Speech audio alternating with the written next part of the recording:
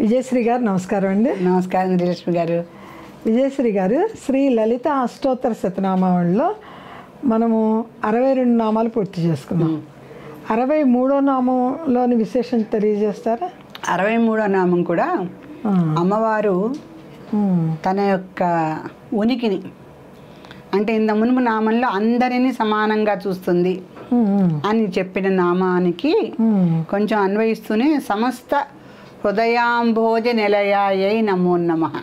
మళ్ళీ ఒకసారి చెప్పండి నామం. సమస్త హృదయాంభోజ నిలయాయై నమో నమః. సమస్త హృదయాంభోజ నిలయాయై నమో నమః.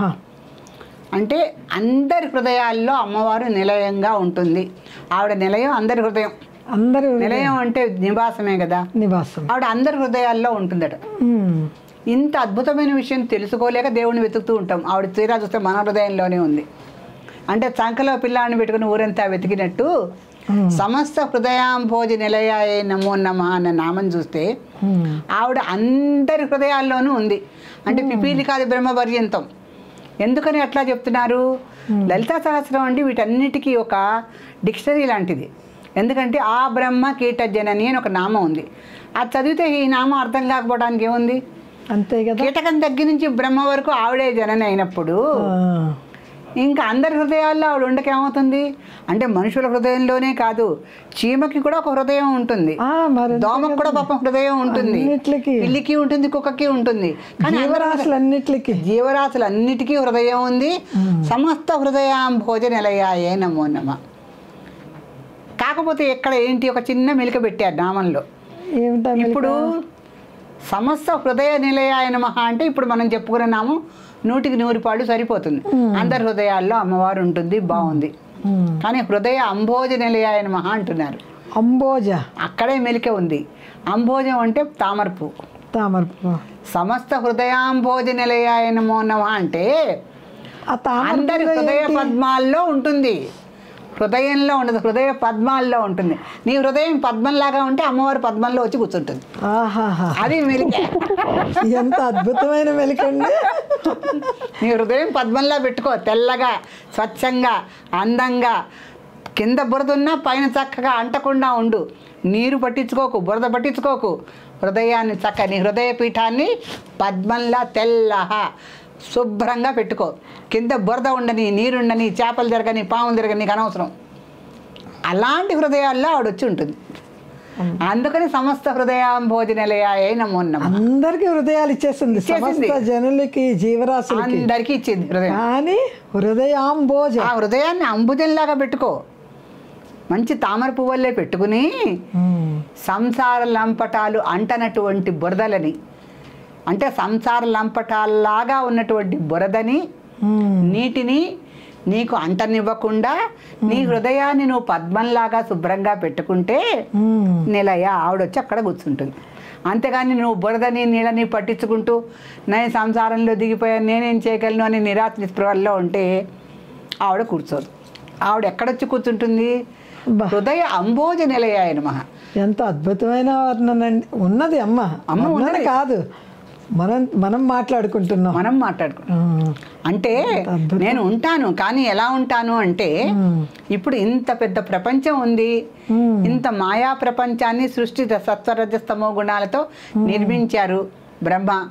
కానీ ఏవి అంటకుండా నేను మీ అందరినీ కాపాడటల్లా. రాక్షసుల్ని కాపాడుతున్నా, దేవతల్ని కాపాడుతున్నా, క్రిమి కీటకాలని కాపాడుతున్నా, గోమాతని కాపాడుతున్నా.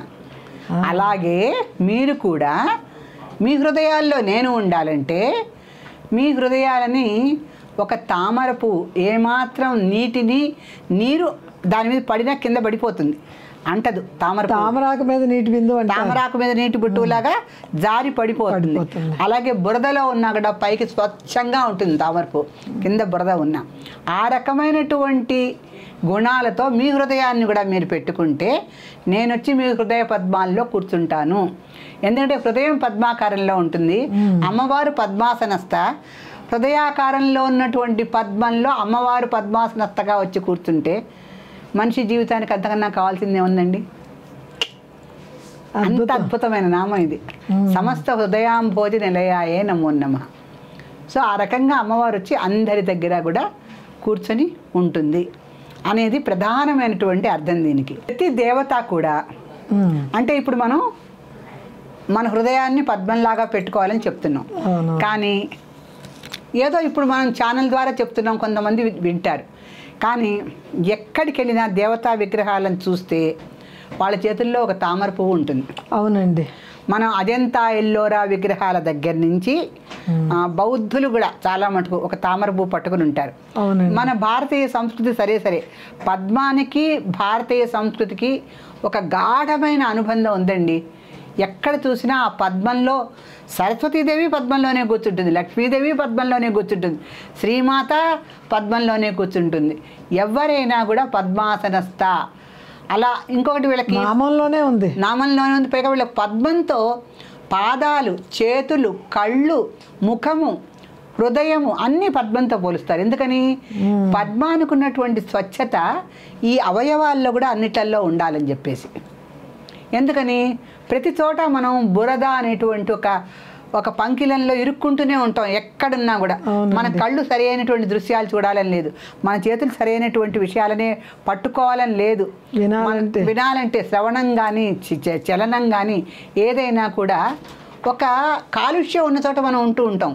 కానీ ఆ కాలుష్యంలోనే ఒక పద్మంలాగానే ఉన్నప్పుడు పద్మహస్త, పద్మపాద, పద్మముఖి, పద్మనేత్రి ఇవన్నీ చెప్తున్నప్పుడు కింద ఏ రకమైనటువంటి కాలుష్యం ఉన్నా నువ్వు పైకి పద్మంలాగా స్వచ్ఛంగా ఉండు, ఈ కాలుష్యాలని పట్టించుకోకు అని చెప్పడానికి ప్రతి దేవత తన చేతిలో ఒక తామర పువ్వుని సంకేతంగా పట్టుకుందని చెప్తారు మనవారు. అంటే తామర పువ్వులు ఏ దేవతను చూసినా, ఏ దేవాలయం ధనస్సు, బాణాలు, అంకుశము, మన అమ్మవారు కూడా అన్నీ ధరించి ఉన్న ఒక తామర పువ్వును పట్టుకుని ఉంటుంది ఆవిడ. అందుకని తామర పువ్వును పట్టుకున్న ప్రతి దేవత తన భక్తులకి ఇచ్చే సందేశం ఏమిటంటే, తామర పువ్వు యొక్క జీవన విధానం ఎలా ఉందో మీ యొక్క జీవన విధానం కూడా అలాగే ఉంటే అప్పుడు అమ్మవారు వచ్చి మీ హృదయాల్లో శాశ్వతంగా నిలయురాలై ఉంటుంది. అంత స్వచ్ఛత ఉండాలి, అంత స్వచ్ఛత ఉండాలి. అందరి హృదయాల్ని పద్మంలాగా ఉంచుకోమని చెప్తున్నారు. కానీ అందరి హృదయము హృదయాకారంలోనే ఉంటుందంటారా?